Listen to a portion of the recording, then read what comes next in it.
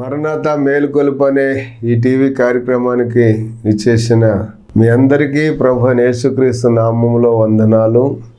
దేవుడు మిమ్ములను మీ కుటుంబాలను బహుగా దీవించునుగాక. ఈరోజు మన వర్తమానము హెబ్రీయులకు రాసిన పత్రిక 1వ అధ్యాయము 9వ వచనం చదువుకుందాం. నీవు నీతిని ప్రేమించితివి, దుర్నీతిని ద్వేషించితివి, అందుచేత దేవుడు నీ తోడి వారి కంటే నిన్ను హెచ్చించున్నట్లుగా ఆనంద తైలముతో అభిషేకించెను. నీవు నీతిని ప్రేమించితివి, దుర్నీతిని ద్వేషించితివి, అందుచేత దేవుడు నీ తోడి వారి కంటే నిన్ను హెచ్చించున్నట్లుగా ఆనంద తైలముతో అభిషేకించెను అని చెప్పి మరి రాసినటువంటి లేఖనం మనం చదువుతున్నాం. దేవుడు ఎప్పుడూ కూడా ఆయన ప్రేమించేది నీతిని ప్రేమించే దేవుడు, దుర్నీతిని ద్వేషించే దేవుడు. అదే మాట మనం చూస్తాము. నిజంగా పాత నిబంధన గ్రంథంలో కూడా మనం గమనిస్తే మరి దేవుడు నీతిని ప్రేమించేవాడని, మరి దుర్నీతిని ద్వేషించేవాడని, అందుచేత దేవుడు నీ తోడి వారి కంటే నిన్ను హెచ్చించినట్లుగా ఆనంద తైలముతో ఆయన అభిషేకించెను అనే మాటను మనం చూస్తున్నాం. కనుక దేవుడు నీతిమంతుడు కనుక ఆయన నీతిని ప్రేమించేవాడుగా ఉన్నాడు అని మనం ఈ లేఖనంలో మనం చూస్తూ ఉన్నాం. కీర్తన గ్రంథము 11వ కీర్తన 7వ వచనం మనం చదివినట్లయితే ఏమనుంది అక్కడ అని మనం గమనిస్తే, యెహోవా నీతిమంతుడు, ఆయన నీతిని ప్రేమించువాడు, యథార్థవంతులు ఆయన ముఖదర్శనం చేసెదరు అని చెప్పి రాయబడి ఉంది. యెహోవా నీతిమంతుడు గనుక, ఆయన నీతిని ప్రేమించువాడు గనుక యథార్థవంతులు ఆయన ముఖదర్శనం చేసెదరు అని. రెండవది 33వ కీర్తన 5వ వచనం మనం చదివితే, ఆయన నీతిని న్యాయమును ప్రేమించుచున్నాడు అని. లోకము యెహోవా కృపతో నిండి ఉన్నది. కనుక దేవుడు నీతిని న్యాయమును ప్రేమించే దేవుడు. లోకము యెహోవా కృపతో నిండి ఉన్నది అని చెప్పి రాయబడి ఉంది. మరొక మాట 89వ కీర్తన 14వ వచనం మనం చదివినట్లయితే, 89వ కీర్తన 14వ వచనంలో ఏమనుంది అని మనం చూస్తే, ఇక్కడ నీతి న్యాయములు నీ సింహాసనమునకు ఆధారములు, కృపా సత్యములు నీ సన్నిధానవర్తులు అని వ్రాసి ఉంది. నీతి న్యాయములు నీ సింహాసనమునకు ఆధారములు, కృపా సత్యములు నీ సన్నిధాన వర్తులు అని చెప్పి రాయబడి ఉంది. శృంగధ్వనుల నెరుగు ప్రజలు ధన్యులు, యెహోవా నీ ముఖకాంతిని చూసి వారు నడుచుకొనుచున్నారు. నీ నామమును బట్టి వారు దినమెల్లా హర్షించుచున్నారు. నీ నీతి చేత హెచ్చించబడుచున్నారు. వారి బలమునకు అతిశయాస్పదము నీవే. నీ దయచేతనే మా కొమ్ము హెచ్చింపబడుచున్నది. దేవుని స్తోత్రం. నీ దయచేతనే మా కొమ్ము హెచ్చించబడుచున్నది అని. అంటే అక్కడ హెబ్రీ పత్రికలో 1వ అధ్యాయము 9వ వచనంలో ఏమనుందంటే, నువ్వు నీతిని ప్రేమించితివి, దుర్నీతిని ద్వేషించితివి, అందుచేత దేవుడు నీ తోడివారి కంటే నిన్ను హెచ్చించినట్లుగా ఆనంద తైలముతో అభిషేకించెను అని చెప్పి రాయబడింది. నీ దేవుడు నీ తోడివారి కంటే నిన్ను హెచ్చించినట్లుగా ఆనంద తైలముతో అభిషేకించెను అని. మరి కీర్తన గ్రంథము 45వ కీర్తన 6వ వచనంలో ఉన్న మాటను మనం చదివినట్లయితే, 45వ కీర్తన 6వ వచనంలో ఏముందంటే, దేవా నీ సింహాసనము నిరంతరము నిలుసును, నీ రాజదండము న్యాయార్థమైన దండము, నీవు నీతిని ప్రేమించి భక్తిహీనతను ద్వేషించుచున్నావు. కావున దేవుడు నీ దేవుడే చెలికాండ్ర కంటే హెచ్చగునట్లుగా నిన్ను ఆనంద తైలముతో అభిషేకించి ఉన్నాడు అని చెప్పి రాయబడి ఉంది. అంటే అభిషేకము అనేది ప్రజలలో నుండి మరి ప్రత్యేకించబడిన వానికి అభిషేకం అనేది దేవుడు ఇస్తారన్నమాట. దేవుడు ఇచ్చినటువంటి ఆ అభిషేకంతో ప్రజలలో నుండి మరి ప్రత్యేకముగా హెచ్చించబడినట్లుగా మనం చూస్తాం. దేవుడు ఒక వ్యక్తిని అభిషేకం చేసినప్పుడు, దేవుడు ఒక వ్యక్తిని అభిషేకించినప్పుడు ఆ ప్రజలలో నుండి లేక వారి అన్నదమ్ముల్లో నుండి, వారి అక్క చెల్లెండ్రుల్లో నుండి, తల్లిదండ్రుల నుండి ఆ వ్యక్తి ప్రత్యేకించబడిన వాడు అని చెప్పి ఈ లేఖనం ద్వారా మనం చూస్తున్నాం.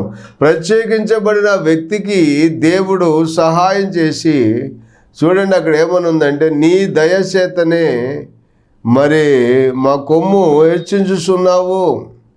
కావున దేవుడు నీ దేవుడే నీ చెలికాండ్ర కంటే హెచ్చగునట్లుగా నిన్ను ఆనంద తైలముతో అభిషేకించి ఉన్నాడు అని చెప్పి రాయబడి ఉంది. కనుక దేవుడు ఒక వ్యక్తిని కోరుకుని ఆ వ్యక్తిని హెచ్చించాలనుకున్నప్పుడు ఆ వ్యక్తి కోసం మరి ఎంత కాలమైనా కనిపెట్టి ఆ వ్యక్తి ద్వారానే దేవుడు తన కార్యాలు జరిగించుకోవటానికి ఇష్టపడినటువంటి వాడుగా ఉంటున్నాడు. కాబట్టి మనం గమనించినట్లయితే ఈ వాక్యంలో మనం చూస్తే చూడండి, అక్కడ దేవుడు నీ దేవుడే నీ చెలికాండ్ర కంటే హెచ్చగునట్లుగా నిన్ను ఆనంద తైలముతో అభిషేకించెను అనే మాటను మనం చూస్తున్నాం. మరి ఆ విధంగా మనం చూస్తే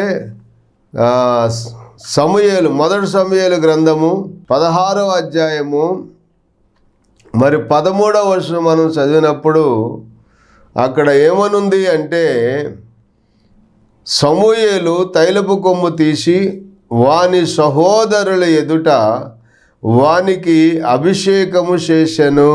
దేవునికి స్తోత్రం. సమూయేలు తైలపు కొమ్ము తీసి వాని సహోదరుల ఎదుట వానికి అభిషేకము చేసెను. తరువాత సమూయేలు లేచి రామాకు వెళ్ళిపోయాను.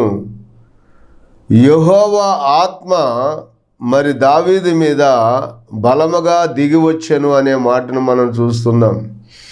చూడండి, ఇక్కడ మాటలో మనం గమనిస్తున్నట్లయితే దేవుడైనటువంటి యెహోవా యెషయా కుమారులలో ఒకని నేను అభిషేకం చేయబోతున్నాను, రాజుగా మరి ఎన్నుకున్నాను అని చెప్పి దేవుడు చెప్పినప్పుడు మరి ప్రవక్త అయినటువంటి సమూయేలు కొమ్ము తైలముతో నింపి ఆ యెషయా కుమారులలో ఒకరిని నేను ఏర్పరచుకున్నాను, అతన్ని నేను అభిషేకించుచున్నానని చెప్పి దేవుడు చెప్పినప్పుడు మరి సమూయేలు వారి ఇంటికి వెళ్తే బెత్లెహేము, అక్కడ మరి దావీదు కంటే ముందు పుట్టినటువంటి వారు మరి 7 అన్నలు ఉన్నప్పటికీ ఆ 7 అన్నలు ఆయన దైవజనుడు ఎదుటికి వచ్చినప్పటికీ కూడా అక్కడ దేవుడు ఇతను నేను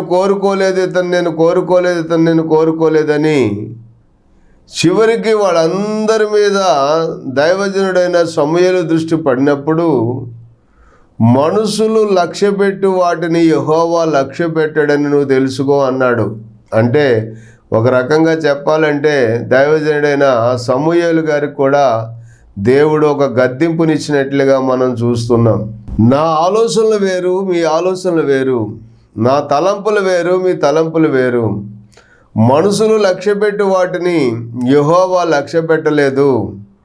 కాబట్టి మనుషులు పైరూపాన్ని చూస్తారు, యెహోవా హృదయమును లక్ష్యపెట్టువాడు. కనుక వీళ్ళని నేను కోరుకోలేదు అంటే అప్పుడు దైవజనుడైన సమూయేలు ఏం చెప్తున్నారంటే, ఇదిగో వీళ్ళెవరిని కూడా దేవుడు కోరుకోలేదు కనుక ఇంకా నీ కుమారులు ఉన్నట్లయితే వారిని మా ఎదుటికి తీసుకురమ్మని రప్పించమని చెప్పినప్పుడు మరి గొర్రెల దొడ్డిలో గొర్రెలను మేపుతున్నటువంటి దావీదుని మరి పిలిపిస్తే ఆ దావీదు వస్తూ ఉంటే ఆ దావీదుని చూసినప్పుడు దేవుడు చెప్తూ ఉన్నాడు, ఏమన్నాడంటే, ఇదిగో నేను కోరుకున్నవాడు ఇతడే, నీవు లేచి వానిని అభిషేకించుము అని దేవుడు సెలవీయగా సమూయేలు తైలపు కొమ్ము తీసి వాని సహోదరుల ఎదుట వానికి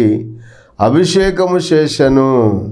నాట నుండి యెహోవా ఆత్మ అతని మీదికి బలముగా వచ్చెను అనే మాటను మనం చూస్తూ ఉన్నాం. చూశారా? అంటే దేవుడు అభిషేకించినటువంటి మనుషుని దేవుడు హెచ్చించి ఆయన ప్రత్యేకమైనటువంటి తన కార్యాల నిమిత్తమై ఆ వ్యక్తిని వాడుకునే దేవుడిగా మనం ఇక్కడ చూస్తున్నాం. అభిషేకము నొందినటువంటి వ్యక్తిని ప్రత్యేకపరుచుకున్నట్లుగా కూడా మనం చూస్తున్నాం. అక్కడ రాయబడిన మాటను మనం గమనిస్తే సమూయేలు తైలపు కొమ్ము తీసి వాని సహోదరుల ఎదుట వానికి అభిషేకము చేసెను అని. వాని సహోదరులు ఉన్నారు 7, తల్లిదండ్రులు ఉన్నారు, వారి బంధువులు ఉన్నారు. మరి వారందరి మధ్యలో దావీదుని దేవుడు గొప్ప చేయటం మొదలుపెట్టాడు, ఘనంగా హెచ్చించడం మొదలుపెట్టాడు.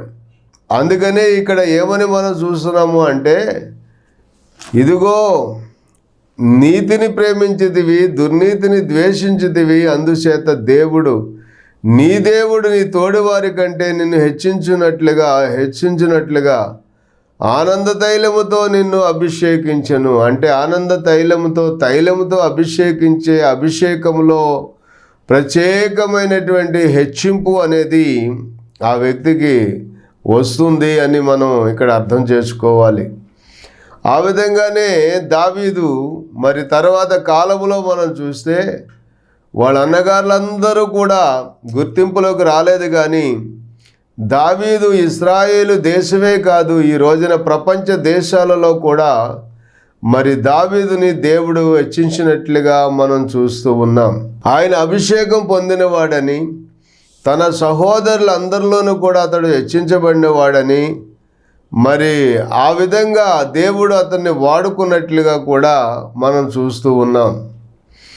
అందుకనే మనం గమనిస్తే ఆ రోజున మనం ఆ దేవుని యొక్క లేఖనాల్లో మనం చూస్తున్నప్పుడు మొదటి దినవృత్తాంతాల గ్రంథము 29వ అధ్యాయము 12వ వచనం మనం చదివితే ఏమనుంది అంటే, ఐశ్వర్యమును గొప్పతనమును నీ వలన కలుగును, నీవు సమస్తమును ఏలువాడవు, బలమును పరాక్రమమును నీ దానములు, హెచ్చించువాడవును అందరికీ బలమిచ్చువాడవు నీవే అని దావీదు చెప్తూ ఉన్నాడు.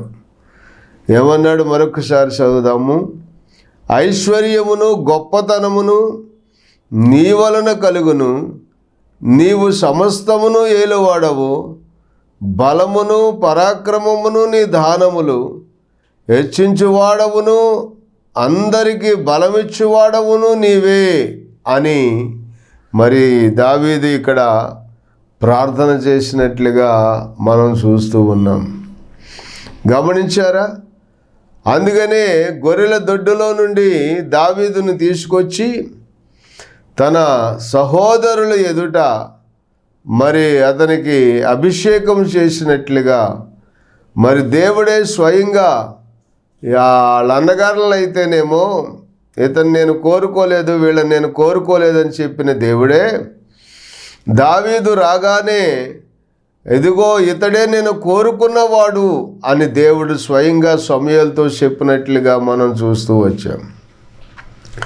కనుక దేవుడు కోరుకున్నటువంటి మనుషుని దేవుడు ఎంతగా హెచ్చించాడు అంటే, దావీదే ఒకనాడు ఆయన ప్రార్థనలో కూర్చున్నప్పుడు ఆయన చెప్తాడు, ఇంతగా హెచ్చించుటకు నేనెంతటి వాడును, నా ఇల్లు ఏ పాటిది, ఇంతగా హెచ్చించినా అది నీ దృష్టికి కొంచెముగానే కనపడుతున్నది అని మరి దావీదు దేవునికి మొరపెడుతున్నట్లుగా మనం చూస్తూ ఉన్నాం.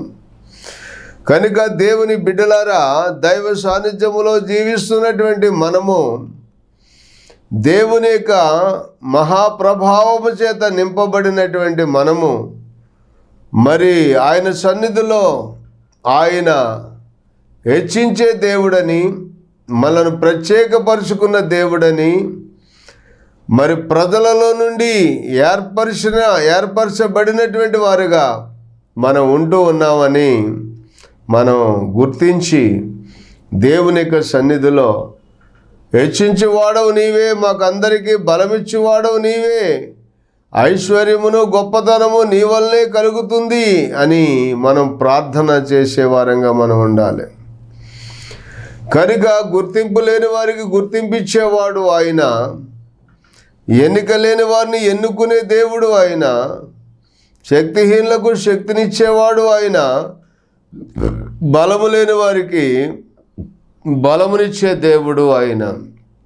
అందుకనే దైవ సాన్నిధ్యములో మనం గమనిస్తే, దేవుని యొక్క సన్నిధిలో మనం జీవిస్తున్నప్పుడు మరి దేవుని యొక్క సన్నిధిలో నాయనా నీ దయచేతన మా కొమ్మును హెచ్చించు నాయన అని దేవుని సన్నిధిలో మనం ప్రార్థన చేయవలసిన వారమై ఉన్నాం.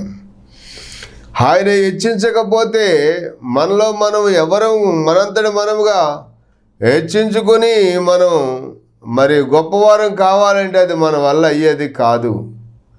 కనుకనే ఇక్కడ దావీదు ఏమంటున్నాడంటే, ఐశ్వర్యమును గొప్పతనమును నీ వల్ల కలుగును, నీవు సమస్తమును ఏలువాడవు, బలమును పరాక్రమమును నీ దానములు, హెచ్చించేవాడవును అందరికీ బలమిచ్చేవాడవు నీవే అని మరి ఇక్కడ దావీదు మహారాజు రాజుగా ఉండగా మరి చివరి అవసాన దశలో ఉన్నప్పుడు దేవుని యొక్క సన్నిధిలో ఆయన ప్రార్థన చేస్తున్నట్లుగా మనం చూస్తూ ఉన్నాం. కాబట్టి ప్రభు యొక్క సన్నిధిలో జీవిస్తున్నటువంటి మనము హెచ్చించబడాలి అనుకుంటే దేవుడే మనల్ని హెచ్చించాలని దైవ సాన్నిధ్యంలో మనం ప్రార్థన చేస్తున్నప్పుడు ప్రభు తప్పనిసరిగా ఆయన మనను హెచ్చించే దేవుడుగా ఉన్నాడు అని మనం గమనించాలి. ఇంకొక మాటను కూడా మనం చూస్తే మరి సంఖ్యాకాండము 27వ అధ్యాయములో దైవజనుడైన మోషే మరి ఈ రీతిగా ప్రార్థన చేస్తూ వచ్చాడు, దేవుని సన్నిధిలో ప్రార్థిస్తూ వచ్చాడు. ఏమన్నాడంటే, ఆ దైవజనుల 27వ అధ్యాయము, సంఖ్యాకాండం 27వ అధ్యాయము 15వ వచనం దగ్గర నుంచి మనం చదివినప్పుడు, అప్పుడు మోషే యెహోవాతో ఇట్లా, నేను యెహోవా సమస్త మానవుల ఆత్మలకు దేవా, యెహోవా సమాజము కాపరి లేని గొర్రెల వలె ఉండకుండానట్లు ఈ సమాజము మీద ఒకరిని నియమించుము, అతడు వారి ఎదుట వచ్చుచు పోవుచు నుండి వారికి నాయకుడిగా ఉండుటకు సమర్థుడై ఉండవలెను అని మరి ప్రార్థన చేస్తున్నప్పుడు, అతడు వారి ఎదుట పోవుచు నుండి వారికి నాయకుడిగా ఉండుటకు సమర్థుడై ఉండవలెను. నువ్వెన్నుకునేవాడు ఎలాంటి వాడై ఉండాలంటే సమర్థుడైన నాయకుడిగా ఉండాలి. నమ్మకమును సామర్థ్యం కలిగిన నాయకులకు ఈ పనిని అప్పగించుము అని చెప్పి దైవజనుడైన పౌలు అపోస్తలుడు చెప్పినట్లుగా మనం చూస్తున్నాం. అందుకు యెహోవా దేవుడు ఏం చెప్పాడంటే మోషేతో, నూను కుమారుడైన యెహోషువ ఆత్మను పొందినవాడు, నీవు అతన్ని తీసుకొని అతని మీద నీ చెయ్యి ఉంచి యాజకుడకు ఎలియాజరు ఎదుటను సర్వ సమాజము ఎదుటను అతని నిలవబెట్టి వారి కన్నుల ఎదుట అతనికి ఆజ్ఞ ఇమ్ము. ఇశ్రాయేలుల సర్వ సమాజము అతని మాట వినునట్లు అతని మీద నీ ఘనతలో కొంచెము అతని మీద ఉంచుము అని చెప్పి దేవుడు మాట్లాడినట్లుగా మనం చూస్తూ ఉన్నాం. గమనించారా దేవుని బిడ్డలారా? దేవుడు ఒక వ్యక్తిని ఏర్పరచుకోవాలనుకున్నప్పుడు మరి దైవజనుడైన మోషే ముందుగానే ఆయన ప్రార్థన చేస్తూ వచ్చాడు. సమస్త మానవుల ఆత్మలకు దేవుడువైన దేవా, యెహోవా సమాజము కాపరి లేని గొర్రెల వలె ఉండకుండానట్లు ఈ సమాజం మీద ఒకరిని నియమించుము. అతడు వారి ఎదుట మరి వచ్చుచు పోవుచు నుండుటకు మరి అతడు సమర్థుడై ఉండాలి. వారికి నాయకుడిగా ఉండుటకు సమర్థుడై ఉండాలి. వారిని నడిపించుటకు సమర్థుడై ఉండాలి. మరి అటువంటి మరి వ్యక్తిని నువ్వు ఏర్పరచు నాయనా అని చెప్పి ప్రార్థన చేస్తే అప్పుడు దేవుడు ఏమన్నారంటే మరి ఎంత చక్కగా చెప్పారో చూడండి. అక్కడ నీవు ఇదిగో నూను కుమారుడైనటువంటి యెహోషువ ఉన్నాడు కదా, అతను ఆత్మను పొందినవాడు కాబట్టి నీవు అతన్ని తీసుకుని అతని మీద నీ చెయ్యి ఉంచి యాజకుడకు ఎలియాజరు ఎదుటను సర్వ సమాజము ఎదుటను అతన్ని నిలవబెట్టి వారి కన్నుల ఎదుట అతనికి నువ్వు ఆజ్ఞ ఇమ్ము అని చెప్పి మరి దేవుడు చెప్పినట్లుగా మనం చూసాం. కాబట్టి దేవుని యొక్క సన్నిధానంలో మరి ఘనత అనేది, గౌరవం అనేది, హెచ్చించడం అనేది మరి దేవుడే ఆ కార్యం చెయ్యాలి. ఆయనే హెచ్చించేవాడు. అందుకనే ఆయన హెచ్చించకపోతే మనంతట మనముగా హెచ్చించుకుందాము అనుకుంటే అది కొంతకాలం ఉండొచ్చేమో కానీ మరి శాశ్వత కాలం ఉండేది కాదు. కనుక దేవుడే హెచ్చించాలి. దేవుడే తన ఆత్మను ఇవ్వాలి, తన అభిషేకం ఇవ్వాలి, తన కార్యం మన పట్ల ఆయన జరిగించేవాడుగా ఉండాలి. అందుకని దేవుని యొక్క సన్నిధానంలో జీవిస్తున్నటువంటి మనము మరి నీ దయచేతనే మా కొమ్మును హెచ్చించుము నాయన. ఐశ్వర్యమును గొప్పతనము అది నీ వలనే కలుగుతుంది నాయన. మరి నీవు మాకు అందరికీ బలమిచ్చే దేవుడు నీవు.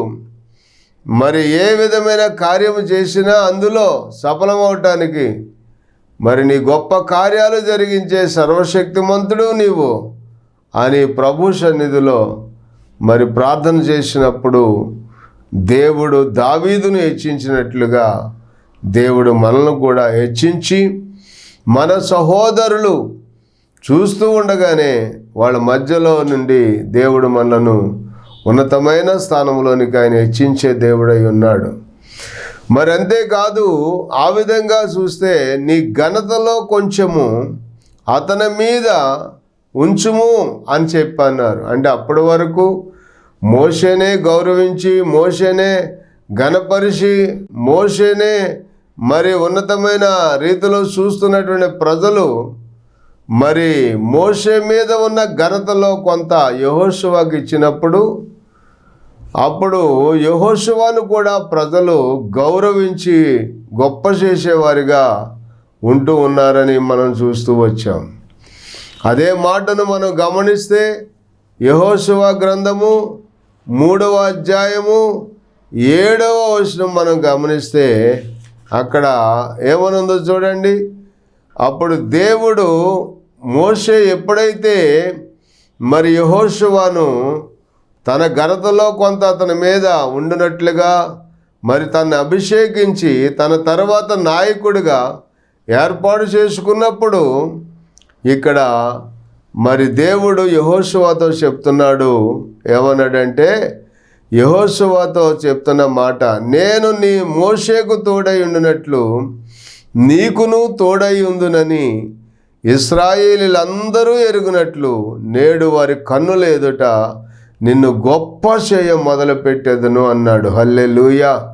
చూశారా, ఇశ్రాయేలు కన్నుల ఎదుట ఇశ్రాయేలులందరూ కూడా ఇదిగో నేను మోషేకు తోడై ఉన్నట్లుగా నీకును తోడై ఉన్నాను అని చెప్పి ఇశ్రాయేలు ప్రజలందరూ ఎరుగునట్లుగా నేడు వారి కన్నుల ఎదుట నిన్ను గొప్ప చేయటానికి మొదలు పెడుతున్నాను అన్నాడు. ఇక్కడ నిన్ను గొప్ప చేయడానికి మొదలు పెడుతున్నాను అన్న దేవుడు 4:14 మనం చదివితే, ఆ దినమున యెహోవా ఇశ్రాయేలీలందరి ఎదుట యెహోషువను గొప్ప చేశాను గనుక వారు మోషేను గౌరవించినట్లుగానే మరి యెహోషువ బ్రతుకు దినములన్నిటను కూడా యెహోషువను ఇశ్రాయేలు ప్రజలు గౌరవించినట్లుగా మనం చూస్తూ ఉన్నాం. అందుకే ప్రియమైన దేవుని బిడ్డలారా, దేవుడు మనల్ని హెచ్చించాలని, దేవుని యొక్క హెచ్చింపులో మనం ఉంటే, దేవుడు హెచ్చిస్తే మనకు గౌరవ ఘనతలు దక్కుతాయని ఎప్పుడూ కూడా మనం దేవుని వైపు చూడాలి. చివరిగా ఆ మాటను మనం గమనిస్తే ఫిలిప్పీయులకు రాసిన పత్రిక 2వ అధ్యాయము 5వ వచనం దగ్గర చదివితే, క్రీస్తు యేసునకు కలిగిన ఈ మనసును మీరు కలిగి ఉండుడి. ఆయన దేవుని స్వరూపము కలిగిన వాడై ఉండి దేవునితో సమానముగా ఉండటం విడిచిపెట్టకూడని భాగ్యమని ఎంచుకొనలేదు, కానీ మనుషుల పోలికగా పుట్టి దాసుని స్వరూపము ధరించుకొని తన్ను తానే రిక్తునిగా చేసుకొనెను. మరియు ఆకారమందు మనుషుడిగా కనబడి మరణము పొందినంతగా, ఆయన శిలువ మరణం పొందినంతగా విధేయత చూపిన వాడై తన్ను తాను తగ్గించుకొనెను. అందుచేత పరలోకమందున్న వారిలో కానీ, భూమి మీద ఉన్న వారిలో కానీ, భూమి క్రింద ఉన్న వారిలో కానీ ప్రతి వాని మోకాలను యేసు నామమున వంగునట్లు, ప్రతి వాని నాలుకయు తండ్రి అయిన దేవుని మహిమార్థమై యేసుక్రీస్తు ప్రభు అని ఒప్పుకున్నట్లును దేవుడు ఆయనను అధికముగా హెచ్చించి ప్రతి నామమునకు పైనామమును ఆయనకు అనుగ్రహించెను. దేవునికి స్తోత్రం. చూశారా, యేసుక్రీస్తు ప్రభువుని దేవుడు ప్రత్యేకముగా అభిషేకించి ఆయనను మరి భూమి మీద ఉన్నవారిలో కానీ, భూమి క్రింద ఉన్నవారిలో కానీ మరి అన్ని నామముల కంటే పైనామముగా మరి యేసయ్య నామమును హెచ్చించినట్లుగా మనం చూస్తూ వచ్చాం. కనుకనే ఈ రోజున దేవుడు నిన్ను హెచ్చించాలి, దేవుడు నిన్ను దీవించాలని కోరుకుంటున్నప్పుడు నీ దయచేతనే మా కొమ్మును హెచ్చించుము నాయనని ప్రార్థించి దేవుడిచ్చినటువంటి హెచ్చింపుతో మరి దేవుని యొక్క సన్నిధిలో ప్రత్యేకించబడిన వారమై దేవుని మహాకృపను బట్టి మనం జీవిద్దాం. దేవుడు మిమ్మలను మీ కుటుంబాలను దీవించునుగాక. ప్రార్థన. తండ్రి, మీకు వందనాలు. ఈ వాక్యమును, ఈ వర్తమానమును వినిన నీ ప్రజలను ఆశీర్వదించి దీవించి నీ కృపలో బలపరచండి నాయన. అయా నాయన, తన సహోదరుల నుండి ప్రత్యేకించుకున్నట్లుగా, దావీదును హెచ్చించినట్లుగా, నీ కుమారుడైన మా ప్రభువును యేసుక్రీస్తును హెచ్చించినట్లుగా మీ దాసులమైన మమ్మలను కూడా హెచ్చించి ఐశ్వర్యము, గొప్పతనము అయా నీ వల్లే కలుగుతుంది. మాకందరికి బలమిచ్చే దేవుడు నీవే గనుక నీ కార్యాలు జరిగించుమని యేసు నామములో ప్రార్థిస్తున్నాము తండ్రి. ఆమేన్. వందనాలు.